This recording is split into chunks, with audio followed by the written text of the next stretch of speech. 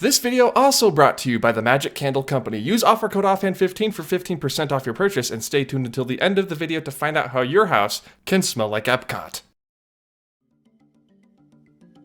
Oh great, another Epcot video. You just keep making Epcot videos. Why is that? Well, I like Epcot, okay? I think it's really cool. Why do I like Epcot? Well, it's because of one very underappreciated classic Epcot attraction that I think too many people just walk past on their way to soaring around the world, and yes, my sweatshirt is a clue. The attraction known today as Living with the Land opened with the rest of Epcot Center in 1982, and boy, from the very first day, everyone knew that this was going to be the flagship attraction. Not really, though. Right from its very first day of operation, Listen to the Land was sort of a sleeper hit, and honestly, in my opinion, remains that way to this day. But I'm always talking about it. Why am I always going on about Living with the Land and how it's the best attraction at Epcot? And today, I thought I would go through a brief history of the ride specifically, and why I think the lessons and the animatronics and the set pieces all come together to form the perfect attraction. So come along with me on a voyage of discovery and awareness of the richness, diversity, and often surprising nature of the attraction, Living with the Land.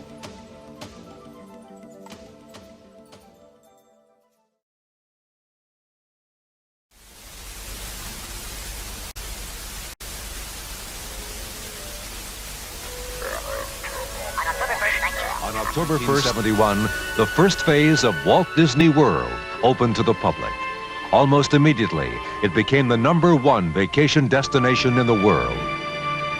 Nearly 140 million visitors have come here from all 50 states and more than 100 nations. From the very beginning, the Epcot dedication to innovative technologies has been a part of the Walt Disney World Master Plan.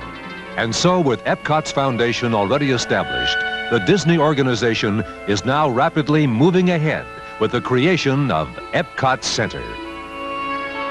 The land will be your gateway to the major geographic regions of the Earth.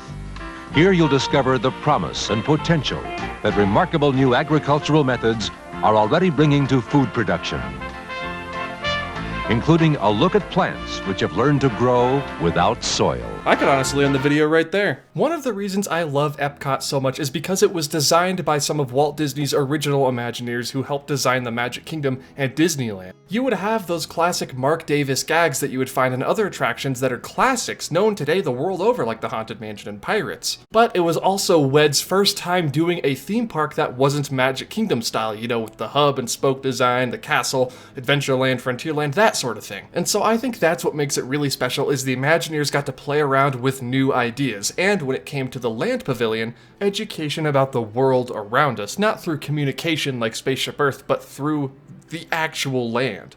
Hence the name. Now, I've talked about the history of the entire Living with the Land Pavilion before, and I'm gonna try not to retread too much old ground here, but the story of Living with the Land ties back to the original concept for the Land Pavilion, designed by my good friend Tony Baxter, of course. The pavilion that was meant to show off the different biomes of the planet and how we live in harmony with them, until Kraft Foods came along, and that's a whole different story. Originally, Phase 1 of the land was supposed to contain a carousel theater show, much like the Carousel of Progress, this time having to do with, I guess, the land. As in like the planet, not the pavilion. A movie theater, some restaurants, and most importantly to our story here, a suspended dark ride similar to Peter Pan's flight over in Fantasyland called the Blueprints of Nature, and a greenhouse tour. Judging by the model and concept art, there was also this really cool lookout tower you could ride an elevator up and just look out over the whole pavilion and sort of future world, I guess, since you're in a clear crystal structure, which would have been really cool to see. Forget bring back the people mover, bring back the observation tower. Now, judging by early concept art, the greenhouse tour was originally meant to be on foot, a walk-through attraction, which, you know, I'm always a fan of. The different fruits and vegetables grown in the greenhouse would be sent out throughout the rest of Walt Disney World property to be used at different dining locations, which sort of carried over to Living and Listen with the Land later on.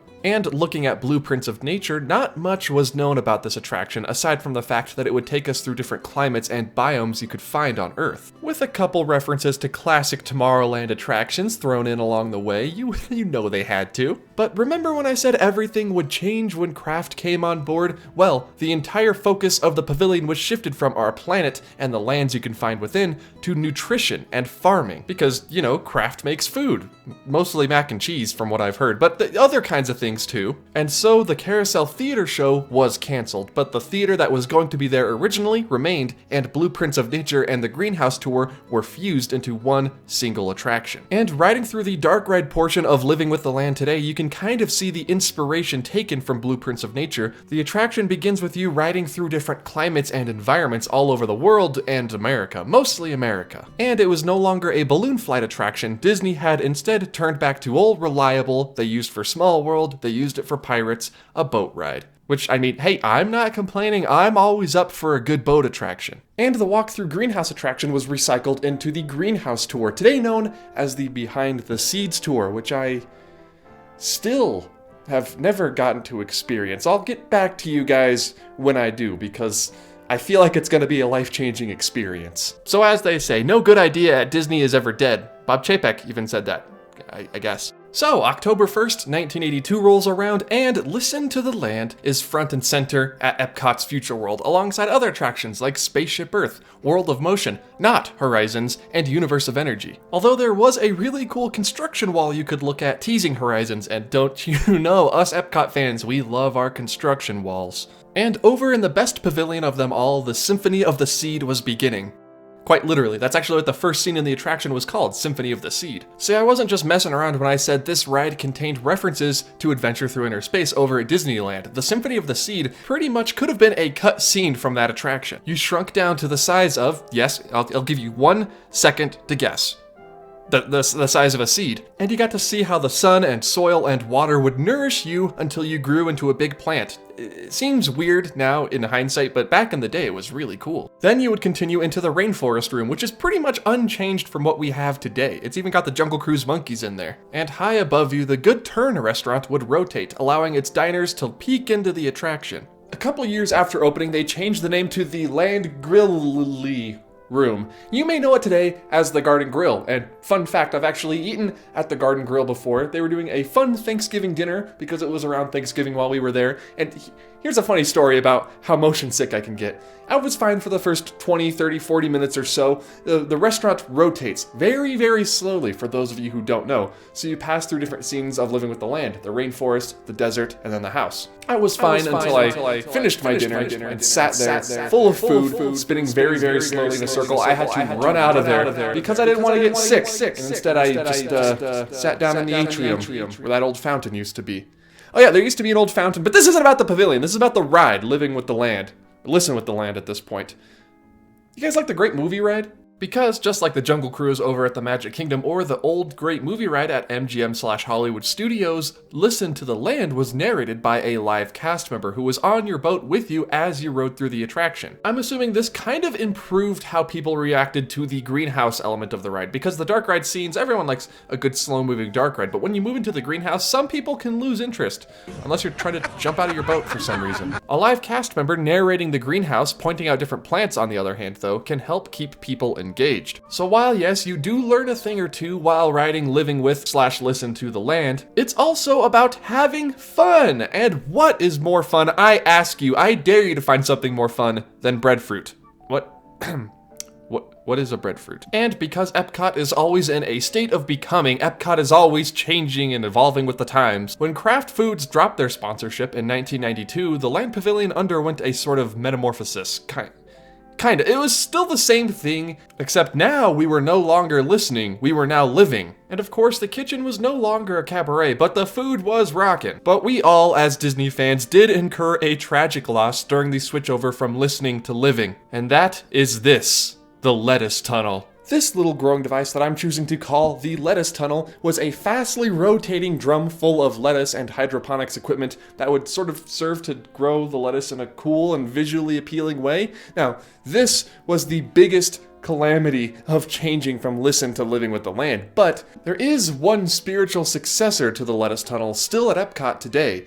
That's actually brand new. Over across the way at Mission Space, just to the right of the entrance, there is an exclusive club called Space 220. It's really hard to get in there. No one can ever snag a reservation. And as soon as you go up the space elevator to the Centauri space station, you will enter into a hallway with a giant and slowly rotating lettuce tunnel. Yeah, sure, there may be a ton of references to horizons at Space 220, but this lettuce tunnel, I believe in my heart of hearts, is indeed a reference. I mean, it's just too much of a coincidence. It's too perfect. A rotating cylinder of lettuce being grown with hydroponics at Epcot?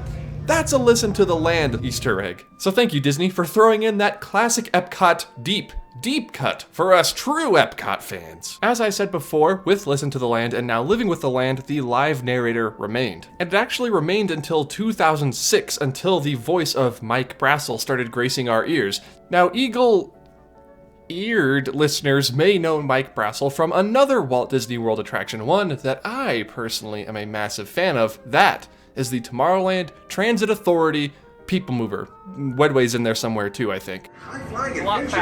Hop on board the Astro Orbiter. Pilot your own spacecraft as you take a spin around the planet and ascend to otherworldly heights. In the desert, nature has created a very different, but no less beautiful living system. Same guy, which just makes this ride even better. Are you telling me that this ride and the People Mover are both narrated by the same person? What more do I need to tell you? That's the end of the video. It's not actually the end. I still have a little bit more to go. Ever since the live narrators were removed in 2006, the attraction has remained mostly the same. Eventually, Nestle, the sponsor who took over for Kraft when that deal expired, dropped their sponsorship as well, and now the land is just owned by Disney, or judging by the sign, owned by Soarin'. But there is one minor update that I want to talk about that rolls in around the holidays. Living with the Land Holiday is not an official overlay, but it is one of the best ones. The attraction is now festooned with Christmas lights and Sandmen, and from time to time will now display some new signs, ones that aren't necessarily breadfruit or water lily, that tells you you can eat every single part of the plant, even the flower.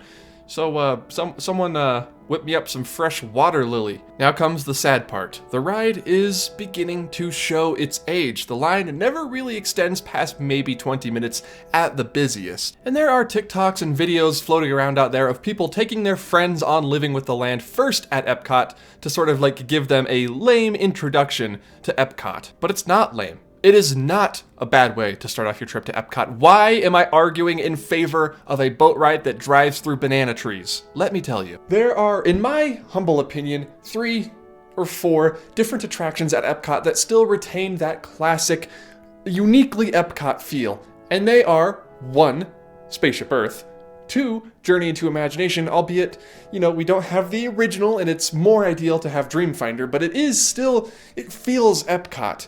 And 3, Living with the Land. An argument can be made for Test Track. I personally would include Test Track in that, but I know a lot of people don't really enjoy Test Track. I think it's amazing. It's quintessential Epcot to me, but if you don't count it as like a uniquely Epcot attraction, I understand. That's fine. Mission Space also is kind of thrown in there a little bit, but that makes me sick and I haven't been on that in years. I guess you could also throw in the Innoventions area around Journey into Imagination and the Land. That whole area gives off such big classic Epcot vibes. Okay, so there are more than 3, but what I'm trying to say is Living with the Land is Epcot. It's Epcot in its most pure and simple form. Education while entertaining. Do the kids find it entertaining? I don't know. I do. Is it the most technologically advanced attraction? No, it's no Rise of the Resistance. Is it the most thrilling? No, the ride doesn't contain any loops quite yet. I think they're gonna add that in with a new update they're doing. But in the words of Han Solo, she may not look like much, but she's got it where it counts, kid. And where does it count? Well, it counts at being a fun little ride. I enjoy Living with the Land, and you should too. And that's not even to mention the classic theme song, Listen to the Land, that played for the original attraction. You know how back in the day, all of the Epcot rides had their own theme song that were uniquely 80s, like very, very uniquely early 80s? Bob Moline was the one who wrote and sang the song for this attraction. And I think Listen to the Land, the song, not the ride, really fits the vibe of the attraction. The very same way the panpipes that we hear in the attraction today do. It really just makes you feel like part of the Earth. Now, I would play the song for you, but unfortunately I probably would be stricken down by copyright. If only there was a way around it. You know, in my last video I made about living with the land, I got around it by singing a few bars of the song. And I can't really make a video about Listen to the Land without playing the song for you. If only there were a way.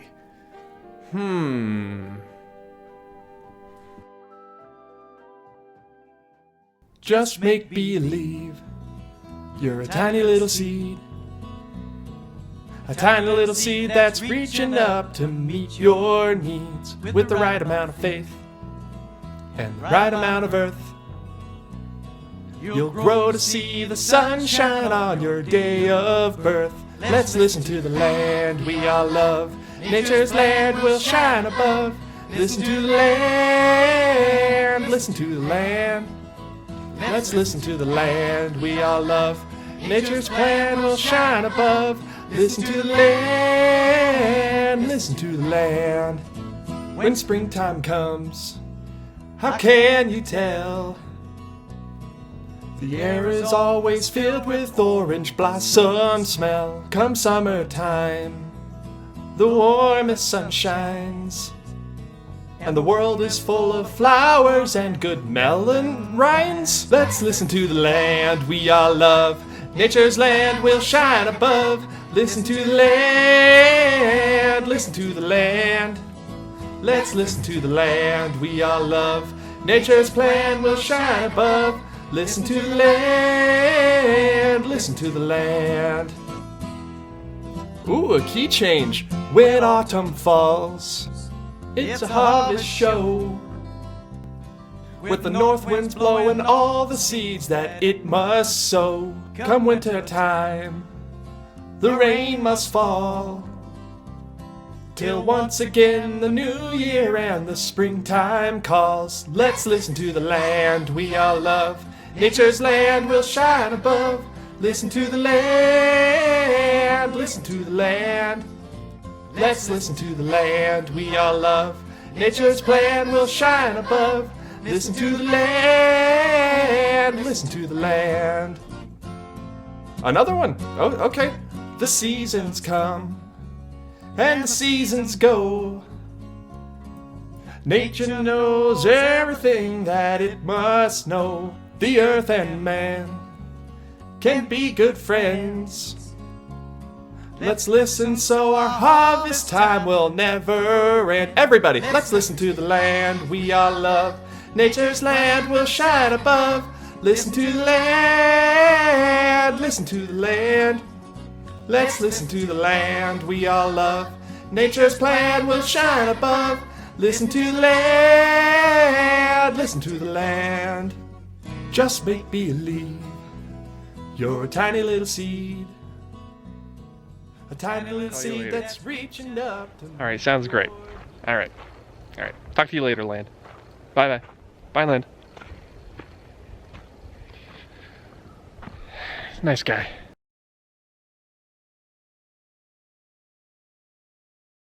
Whew! Alright, well, that was fun. And while I can convey to you with the power of my amazing singing voice the beauty of Listen to and Living with the Land, I can't really show you how it smells or how it feels to ride the attraction myself. The water is brominated, much like other attractions like Pirates, and it's a small world. I guess I can convey to you the smell with today's sponsor, the Magic Candle Company. So here's the gist. I'm pretty sure we are all familiar with the Jean Lafitte combination from the Magic Candle Company. You light the Haunted and Pirate candles together to form the secret Jean Lafitte scent. But did you know there is a secret Living with the Land scent that you can find on the Magic Candle Company? All you need is the Pirate's Life candle and the Flying Over Orange Groves candle, and you have yourself the secret, offhand Disney exclusive Living with the Land scent. Thank you. Good night. If you don't like candles, not to worry, they have room sprays, hand sanitizers, hand soaps, bath products. They have literally Well, I guess not literally, but they have pretty much everything you could possibly want to make your house smell like the Disney parks. If you are an Epcot fan, like me, aside from flying over orange groves, they also have flying over Fiji. Rome burning, which I must say is a classic if you want your house to smell like the burning Library of Alexandria. It's a lot better than it sounds, believe me. Norway, Germany, flying over India, Japan, France. You can essentially tour the entire World Showcase from the comfort and privacy of your own home. So if you want to help out the channel and get your house smelling like the World Showcase while you're at it, head over to themagiccandlecompany.com and use offer code OFFHAND15 at checkout for 15% off of your purchase. And a very, very big thank you to the Magic Candle Company for sponsoring this video. Back to the green screen. I think just like all the rest of Epcot, Living with the Land has such a storied and interesting history because the park wasn't really sure what it wanted to be, ever. I mean, the original Epcot sort of had a vision, but it didn't resonate with guests. And now this new Epcot sort of has a vision. Let's see if it resonates with guests. It might not. But what I know for sure is that as long as Living with the Land remains in the Land Pavilion in Future World, I think the future for Epcot looks really bright. And if you're wondering where I got this sweatshirt, actually, it's from an Etsy shop called Beyond the Magic. Not sponsored or anything, they just make really cool stuff like this. So check them out. And I'm just gonna go sit at my desk with some running water, light some candles, and play that amazing panpipes music from the end of Living with the Land and just pretend like I'm there. Because that's all a man wants in life. That's all I want.